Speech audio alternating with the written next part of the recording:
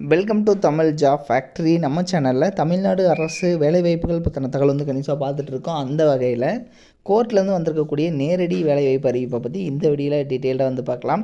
நீங்கள் வந்து 10th pass பண்ணியிருக்கீங்க அல்லது 12th பாஸ் பண்ணியிருக்கீங்க அப்படின்னா நீங்கள் வந்து அந்த ஜாப்புக்கு அப்ளை பண்ணலாம். எந்த ஒரு எக்ஸாம்ஸும் கிடையாது.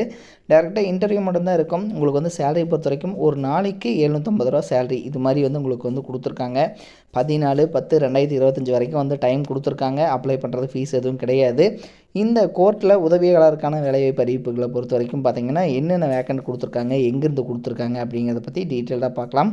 அதை பற்றி பார்க்குறதுக்கு முன்னாடி தமிழ் ஜாப் ஃபேக்ட்ரி சேனலை சப்ஸ்கிரைப் பண்ணாமல் இருந்தீங்க அப்படின்னா சப்ஸ்கிரைப் பண்ணிக்கோங்க. பார்த்திங்கன்னா அஃபிஷியலாக உங்களுக்கு கொடுத்துருக்கூடிய அப்ளிகேஷன் ஃபார்ம்.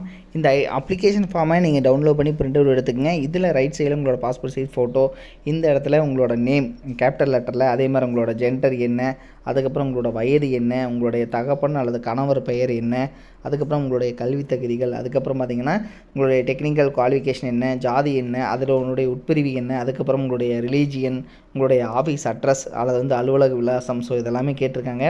அதுக்கப்புறம் பார்த்திங்கன்னா வசிப்பிட விலாசம், நீங்கள் எங்கே வந்து ஒர்க் பண்ணுறீங்க அப்படிங்கிற அட்ரஸ் ஆகட்டும், அதுக்கப்புறம் எங்கே வந்து ரெசிடென்டியல் எங்கே இருக்கீங்க அப்படிங்கிறதுக்கான அட்ரஸ்ஸு, உங்களுடைய தொழில், அதுக்கப்புறம் பார்த்திங்கன்னா உங்களுடைய தொலைபேசி எண், கைபேசி எண், அதை தான் வந்து தொலைபேசி எண் அப்படிங்கிறதும் கொடுத்துருக்காங்க.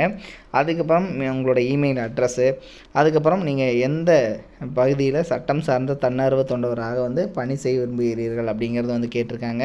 ஸோ இதை வந்து பார்த்துக்குங்க, சரிங்களா? ஸோ இதெல்லாமே வந்து கரெக்டாக வந்து ஃபில் பண்ணிக்கோங்க. அடுத்தது இதை எல்லாமே வந்து ஃபில் பண்ணதுக்கப்புறம் மின்னஞ்சல் முகவரி மற்றும் கைபேசி எண் கட்டாயமாக பூர்த்தி செய்தல் வேண்டும்னு கொடுத்துருக்காங்க. இமெயில் ஐடி கண்டிப்பாக இருக்கணும், மொபைல் நம்பர் கண்டிப்பாக இருக்கணும். அதுக்கப்புறம் பார்த்திங்கன்னா இதில் என்னென்ன போஸ்டிங் இருக்குது அப்படிங்கிறத பார்க்கலாம். இது எங்கேருந்து கொடுத்துருக்காங்கன்னு பார்க்கலாம்.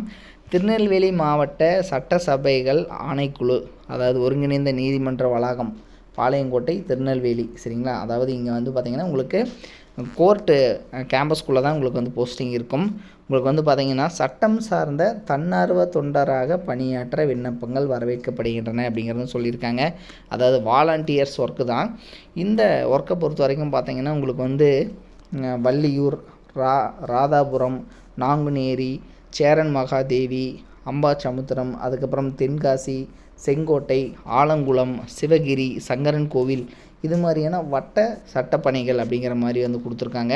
இது மாதிரியான வட்டங்களில் உங்களுக்கு வந்து யார் யார் எலிஜிபிள் அப்படின்னா, நீங்கள் வந்து ரிட்டையர்டாக இருக்கக்கூடிய டீச்சர்ஸ், ஆசிரியர்கள், ஓய்வு பெற்ற அரசு ஊழியர்கள், அதுக்கப்புறம் பார்த்திங்கன்னா அங்கன்வாடி பணியாளர்கள், மருத்துவர்கள், மாணவர்கள் மற்றும் சட்டக்கல்லூரி மாணவர்கள், அதுக்கப்புறம் பார்த்திங்கன்னா அரசியல் சார்பற்ற அரசு சாரா சமூக சேவை நிறுவனங்களாக இருக்கட்டும், மகளிர் குழுக்கள், அதே மாதிரி பார்த்திங்கன்னா ஆயுள் கால தண்டனை பெற்று சிறையில் உள்ள படித்த சிறைவாசிகள். ஸோ இது மாதிரி நீங்கள் எல்லாருமே வந்து பார்த்திங்கன்னா இதில் இருக்கக்கூடிய கேட்டகரியில் இருக்கிறவங்க நீங்கள் வந்து அப்ளை பண்ணலாம். இதுக்கு வந்து பார்த்திங்கன்னா லாஸ்ட் டேட் 14/10 கொடுத்துருக்காங்க. ஒரு நாளைக்கு சேலரி 750 ரூபா வரைக்கும் வந்து சொல்லியிருக்காங்க.